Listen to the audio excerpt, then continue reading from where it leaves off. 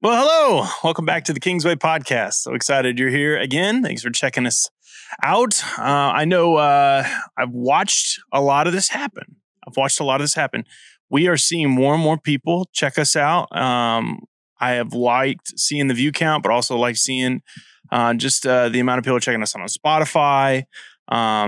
Just ways to basically, I think, stay connected. Some of it's not even people from Kingsway, which I love to see. Was thinking through some stuff right before I got on here, and I just want you to know the internet is an overwhelming place of entertainment. Jed, would you agree with that right now? I don't know what you're talking about. Oh my gosh, man. There's nothing on the internet. There's nothing on the internet. Not find anything. I am like addicted to YouTube, and I love it probably too much, and I probably need to cut back, but it definitely is a place that I can find myself just for countless minutes or hours if I let myself go down the rabbit hole. I have an algorithm now that just throws random videos up in front of my face all the time. And it's terrifying because there's just so much cool stuff out there. And I love seeing the creativity. One of the recent videos I was just telling Jed about, you need to go watch it. It's basically the guy named Mark Rober, and he created a obstacle course for squirrels in his backyard to try to get to the bird feeder that they were eating. And the more I think about it, it might be the best thing on the internet right now and on YouTube, and I'm promoting it. So, there you go. Don't stop this video yet. But it is trending, and it is.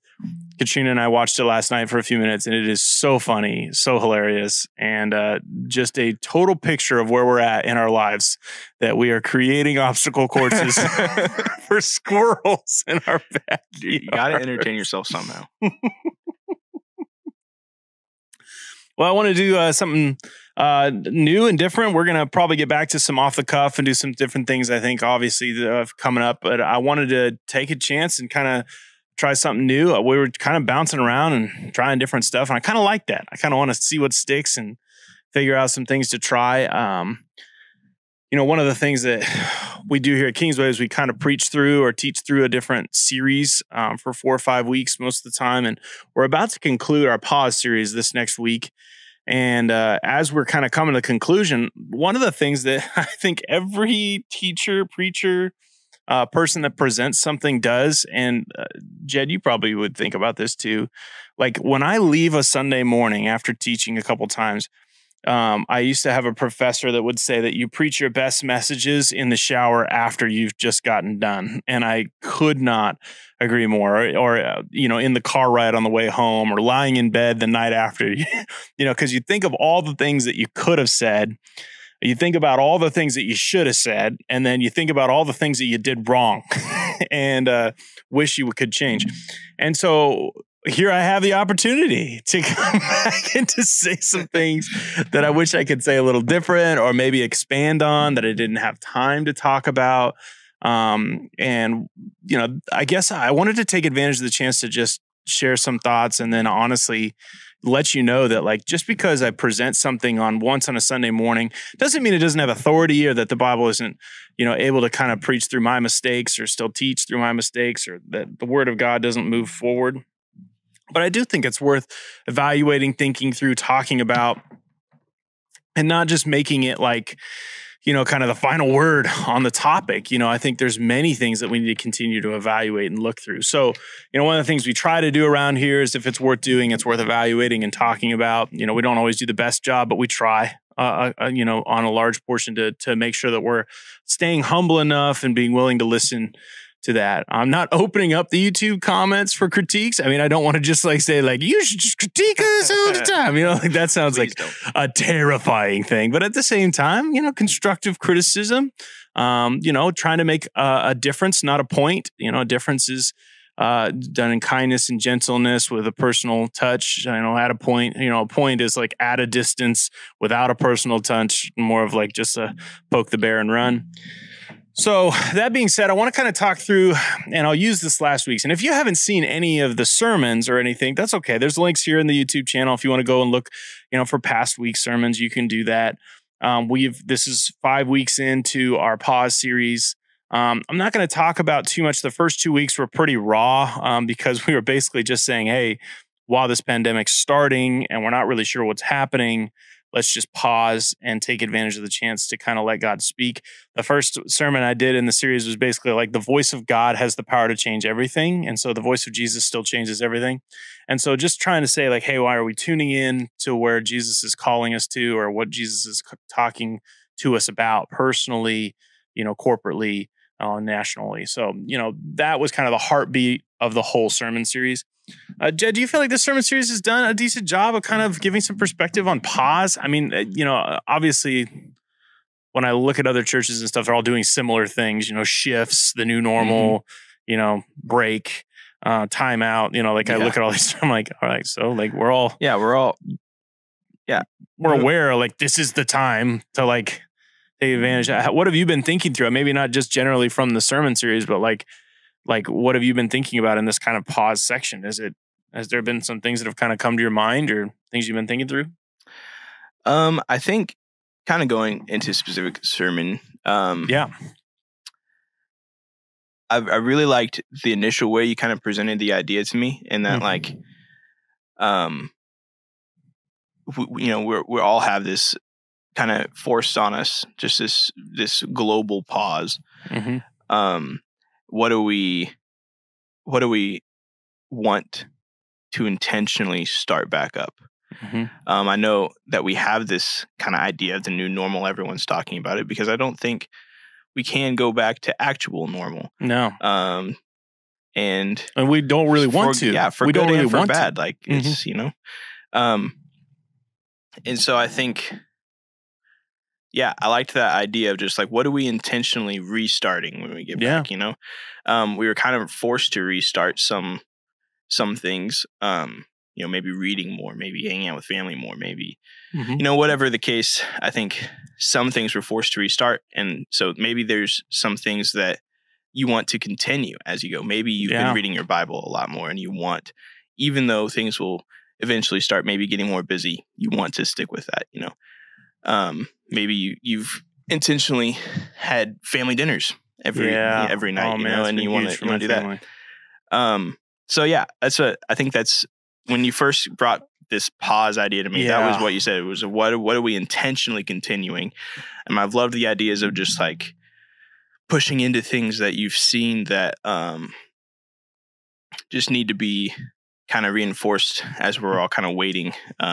And in that waiting, there's, patience and patience with each other, patience with government officials, patience, in every area, in everything. I mean, our own expectations. Yeah. I know that one of the words that's come to my mind as I've kind of been thinking through this last week is the power of boredom. Ooh. Yeah. And like how our culture has been really, like myself, I'm not good at being bored. Oh, no way. And, but there's creativity, there's reflection, there's space, there's rest in boredom. And, I think the word boredom has this like negative idea and connotation. And it has really been a healthy thing to realize that I had not let myself be bored in a long time. Yeah. Anxiety, stress, work, family, fun, food. I mean, everything that I could possibly think of just filled my life. But then there's just these moments over the last few weeks, especially as kind of this has gone on, where I'm like, oh, what is this? I'm bored. Yeah. And there is nothing to do. Yeah. Like, saying there's things to do, but. Yeah. Well, before all this, if you're bored, you watch Netflix, whatever. Like, but you've done that so much reached already. The end of that, like that has reached its limits. Yeah. Exactly. Like, and when new movies aren't being released, the media is kind of slowed down. And Netflix was more prepared than others, but the content, that's why I mentioned YouTube. It's like the only place that like original content comes out on the regular right now. Yeah. Well, those people are creating. They have more time than ever. Exactly. They're making obstacle courses for freaking rats in the back. I mean, squirrels, like flying squirrels. But I mean, it's just in my mind, I'm going, that's so true. Anyway, but I don't know what I'm going to teach on yet exactly, but that's just been that's been something that's been kind of going into my head and out very quickly. Just go like, man, do I need to work some space into my life where this is like a thing? Like, I don't know. Well, I want to talk specifically. I love that you mentioned the start of why we started this series, because it really was kind of a much more tenuous time when we started it. Mm-hmm. We didn't know as much now, and we know, it's not like we know everything now, but there definitely does seem to be a little bit more of like a stability and like a hope than there was at the time. We're like, we don't know, 6 months, 6 years, we don't know. It's like, are we going underground? Or are we gonna, make it? So, now I think it's been, enough time that we've seen it. Highlights from this series, I think the thing that I would take away is like kind of my favorite has been the patience series, or the patience sermon in, I think it was week 3. The concept that I've needed the most is that, like, I probably could have done a whole series on it. The idea that my patience, and this was like the opening thought, and this what drove the whole sermon, was that the end of my patience is where the real opportunity for patience begins. Like the opportunity to be truly patient exists at the end of my patience. And that makes me mad as a parent. Like if someone said that to me, like if I got impatient with my kids and they're like, the opportunity to be patient occurs at the end of your patience. And I'm like, oh, don't you come at me like that with that wise stuff like that. I will take you out. But it's so true. Like it feels like that's where I need to recognize that patience really has value. And that's more what I would like if I could go back and read, I would literally say, like, if you want to see the positive effects of love in action in patience, it's at the end of your ability to be patient. Like beyond that, that's where the deep impact of patience really is. And we see that with the grace and love and patience of Jesus. Like beyond what we think he should pay is where he has the biggest effect. It's like on the cross, not just healing people, but like beyond that. And it just makes me realize how short-sighted sometimes I see these virtues that we talk about a lot are. Like we see them as like these surface level things that would be like good, and your grandma would be excited and your mom would be excited and you'd get a gold star or something, or even just an internal thing where you're like, I was patient, but the level of impact that a person right now, if they're able to be truly patient in a impatient time, you notice it, like deeply notice it. And I don't know, it's made me a lot more aware, I think, of times where I'm like, I am being impatient right now. I was being patient, but I am no longer being patient right now. Whereas I felt more justified in the past where I'm like, no, I have already been patient. Yeah. And I'm done with that, and now I'm like, oh, this is probably actually where the true fruit of patience would come in, where like the opportunity to really be the patient that Jesus was to that level. This is that. It hurts. It's not fun. It's inconvenient. It's causing me constant pain, like suffering. Like I don't like this. Waiting in lines is a perfect example of like the smallest bit of suffering that I'm just like, I could be doing other things. You're causing me to be bored. Like I don't like it. And it's just a natural tendency to kind of just go, golly, I need to work on that. The last week that I just talked about was surrender. I enjoyed the sermon. I thought it was decent. I'm the person that taught it. I'm my biggest critic. I'm not going to lie. No. I'm simultaneously like bearing my soul, but at the same time, like super critical of it. Like I'm just like, eh. Oh, I get that. My last point was basically like to the level of your surrender is to the level of your strength. I wish I had the time to go and explain a little bit more of that and to go into detail, because I think people hear that. They hear 2 Corinthians chapter 12, where Paul says, my grace is, or Jesus says to Paul, my grace is sufficient for you. My power is made perfect in weakness. I wish I had the ability to say like the most brilliant, I didn't say this. I wish I would have said, like the most brilliant display of surrender is our most brilliant gift of salvation. Just some sort of like the cross is the emptying out, as Philippians would say, where he not only went to the level of a servant, but also to death, even death on a cross. It's just this idea of like surrendering to what God would do. And that's where he's elevated to the name above all names. I think there is something in that, we as a country, we as a people, we as individuals, we have a natural tendency to stand up for ourselves. And I get that that's like, you don't want to be a codependent. You don't want to be, walked upon. You don't want to, but this isn't about that. This is about washing people's feet. This is about position. This is about sacrifice and surrender. A lot of times with God in our personal life, it feels like we're losing ourselves. It feels like we're dying on the inside to surrender to this level. And that's exactly what Jesus did.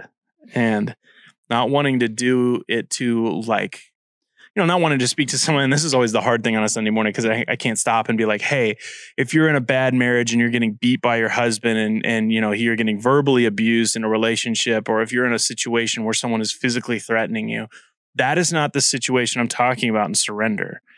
God would oppose that. He would tell you to find safety. He would tell you to seek help, and he would tell you to get out of that relationship. Surrender that relationship to him and walk away to safety is what I would tell you. That's the place you need to surrender, not to just be taken advantage of or beat. On a Sunday morning, I have a tough time sometimes explaining the situations, but knowing that, the rates of that have gone up tremendously over the last couple of months because people are scared to report it or talk about it. And then people are more stressed and they're together. They're like forced to be together where they could be apart. So, not wanting like people to hear this message, I'm like, to the level of your surrender is to the level of your, strength. And they're just over there like, okay. Like, I don't want that. I don't want that at all. More of what I'm talking about is like how people naturally want to stand up in their own strength right now and fight for their rights. And how I just don't see that as something that Jesus was fighting for. In fact, he surrendered his rights over and over and over again, but never gave in to who he wasn't. It's not like he was, admitting that, he wasn't giving in to the powers that be for his own cause. He was, giving into the powers that be for God's cause. He was literally surrendering so that the movement of what God wanted to have happen would go forward. There was never a position that he was trying to push himself or his agenda or what he wanted. And it was just all for God. And I know people have a lot of good motives, and they want to go after the things that they feel like they need to go after. And I'm not trying to belittle that in any way. I'm just trying to remind us that the character and the qualities and the things that Jesus elevated was never position, personal rights, was never a place of saying like, hey, you need to fight for this, this, and this inside yourself. You really need to surrender to what God's up to. And I know there's some social sides of this where it's like, hey, if you're fighting for other people and what they're going through and whatever, I get that. I'm not trying. I'm more just saying on the personal side, where's your heart at? Are you willing to surrender a dream, a hope, a political right to the Jews didn't have citizenships. They were occupied by Rome when Jesus is teaching this and doing this. They are being killed and taxed to death, taxed so much at times that their own land is taken from them. And then they are forced into servitude to farm their own land because they couldn't pay the taxes. I mean, this is horrible things going on all around Jesus. And yet, what does he teach? He teaches surrender. I mean, when he talks about the Romans at all, he teaches them things like go the second mile, which I know you and I talked about this. It drove me crazy. Like, When Jesus is asked, hey, what do we do when a Roman citizen or a Roman soldier comes up and asks us to carry their shield and supplies? It was actually a rule and a law that any Roman soldier could make any person that they interacted with carry their gear for up to a mile. And they had to do it. There was nothing they could do. Jesus doesn't say slap them in the face, run away, call them murderers, or, he literally says go 2. Like, he's like, go 2 miles. Yeah. Like, and in, in my mind, I'm like, I get it. He wants a free Israel. I get it. He wants, his kingdom to come, but he's also telling them go 2 miles in the middle of that and surrender to the love of God and the love that God has for that soldier in the moment, to be an expression of that. And that's a really tough thing to do, but I can't do that all on a Sunday morning. It's just one sermon, right? So to the level of your surrender is the level of your strength. It's God's strength. It's believing in God's victory. It's believing in what God's going to do. It's believing that how God's going to move in the world is stronger than anything you could ever do. And so that surrender concept was out of that. It's like trying to say like surrendering to this is actually believing in God. It's actually believing in God's, mission, version, power, and his plan. What I wanted to do and what I may end up doing, and maybe we'll link it in here, is there's a video by Tim Mackey on the Bible Project where it's heaven and earth, the kingdom of heaven coming. It's one of my favorite videos that he does. It's such a good one. And he talks about how linearly is normally how we were taught. You're here, and then you get to the end of your life, and then it breaks off into two, heaven or hell. Yeah. And he talks about how that's like completely wrong with how the gospel teaches. And so we're going to link it, but he talks about it's more like two circles coming together, and where they overlap, the two circles overlap is where Jesus says, hey, the kingdom is here, but we still feel the earth circle, right? We still feel a brokenness. But then the kingdom of heaven, this renewal, this new city, this new life is also present, and how we're surrendering to this new kingdom, but we're still present in the old. And so we feel like we're giving in, but what we're really trying to do is look forward and give into what Jesus is bringing. And, that's the type of stuff that I want us all to feel and to have that in our souls, right? To believe that new renewal is here and present and coming. I don't know if you have any thoughts of that. I mean, I'm kind of just rambling at this point, but I really wanted, this is my mind after I preach. Like, I just got all these thoughts from like, I wonder how well that came across, or if that makes sense. Yeah. Yeah, no, I mean, it's super helpful to hear that, like, kind of behind the scenes. In the moment, I'm not thinking about the other side of things. And I wonder how many people kind of even go to that negative side of like, I'm assuming, I think it's in my mind. I'm sensitive to the person that hasn't grown up in the church. Sure, yeah. That's not listening to this with like that natural eye of like believing every little thing that's said by a preacher on a stage. Yeah. And I think there's a skeptical side of me that just naturally just goes like, do I believe this in every situation, not just the way that I've naturally been taught and grown up in the church? And I don't want it to just be something that I'm just kind of like polarized by that version. I want it to work as Jesus intended it to work for the common person that doesn't know anything about God, and to see the reason. But it does feel like nonsense. When I say that, to the level of your surrender is the level of your strength. If you're not a Christian and you've never read the Bible and you don't know the gospel, that sounds like no way. Like, what are you talking about? That sounds like a Hitler coming at him and like, listen, to the level of your surrender. They're like, I don't want to do that. Like, why would I ever choose to do that? Stalin, thank you so much. Like, I won't do it. And in my mind, I hear that side of it, where like, I hear that like person that's in brokenness or weakness or hurting already. That's like, why would I ever choose to do this? And that's where I think that fullness of the picture of saying like, Jesus is not asking you to do anything that he didn't do himself. Jesus is not asking you to do anything that didn't reveal how God works through surrender. That like letting him have your brokenness, your pieces is actually how he puts new things together. It's how he calls dry bones into full bones, right? Ezekiel 38. That's how he takes old things and makes them new in Revelation. It's like, he's like, I'm making all things new. Everything's coming back together. And until you hand that to him, he can't do anything with it, because he doesn't take it, because that's not love. He won't take it from you, but he'll offer it. He'll offer the opportunity to be healed if you'll give it to him. And if you give it to him, man, he's all about it. And that surrender is really that opening up, that vulnerability, and that's what I pointed out on Sunday. And I hope people heard that. Did you hear when I said like, you have to do this over and over again? This isn't like a one-time thing. Man, that's tough, because I think you kind of reach the levels of kind of maturity, and then you're like, yeah, I'm good, and then you have a pandemic come in, and then you're like, maybe I'm not. You're like, maybe I need to work on the next level of surrender. Or I know for me, normally what ends up happening is I find a new stronghold, something new in my life that's kind of taken a grip. And it's not always a negative thing. I think we like run to, like the super negative sins. I think those are easy to identify very quickly. And sometimes we can ignore them. But I also think it's just the things that you're like, I really am prideful in this, or I really have ignored this area of my life completely. Or I've really most of the time just walled this off. Like, this is just it's kind of like a little dam. You're like, no, the Holy Spirit can move in all areas except for this. This has got a wall in front of it and it can flow everywhere else. And most of the times, as Kyler Schaff said years ago, the edge of our comfort zone is where faith begins. It's like where we're not comfortable is where actually God's calling us to have faith and to walk. And I think that's ultimately what that was. It's like surrender, outside your comfort zone, taking the next step. If anything, this pause has caused that, whether it's boredom, whether it's anything else, patience, whatever it is, the voice of Jesus is still speaking into those places. So as we conclude, this week and, kind of finish our series, I ask you, if you've never watched, check us out, 10:15 on YouTube. We have a premiere that you can watch, tune in, we'll sing a few songs, but then you'll have the kind of conclusion of the series. Hopefully it'll be good and it'll go well.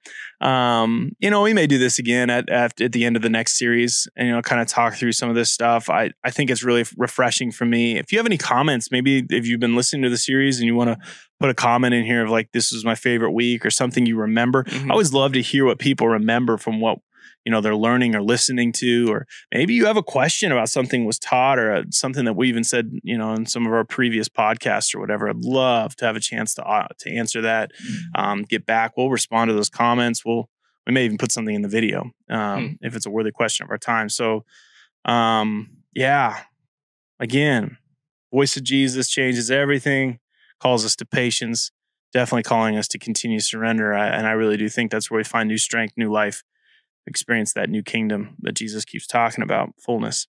So that being said, I think, next week we'll do an off the cuff, Jed. Does that sound good? Cool. I think off the cuff will be get some good questions. So if you have a question for off the cuff, this is the time to do it. Hit that subscribe button so you're ready for next week. Turn the notification bell on and then shoot us some questions so we can get those off the cuff. We just read the question. Jed will read it to me, and then off the cuff, we'll try to come up with a decent answer. Might have Jesse or John with me next week to kind of help with those off the cups. I think I was thinking cough. Off the cuff, which shirt cuffs. Does he even know what shirt cuff is? You say off the cuff, it's like, is your cuff your shirt? Anyway, it's fine. Nobody does. Hey, thanks for tuning in this week. I hope you found this encouraging, kind of a little bit behind the curtain of what we talked through in our series, how we start things off. Jed and I talked through it, and then even my own thoughts, kind of walking through a series and reflecting and thinking through, knowing that God's working in my life and hopefully is continually to work in you. Hey, let's continue to be people that love to learn and just learn well and are humble, pursuing full life in Christ. That's what we're all about here. We're trying to figure that out, love and learn to do it. So thanks so much for tuning in. We'll see you guys later. Have a great and glorious day in the Lord. Peace.